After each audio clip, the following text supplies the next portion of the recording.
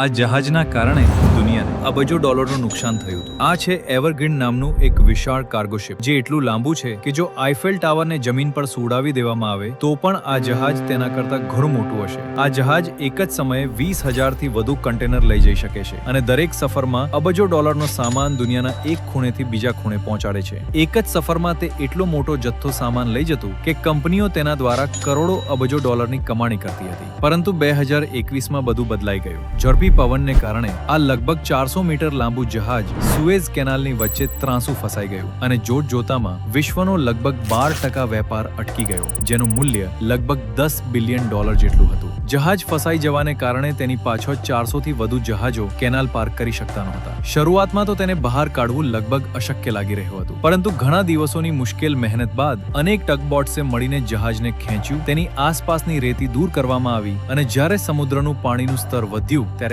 આખરે જહાજને સીધું કરીને કેનાલમાંથી બહાર કાઢવામાં આવ્યું.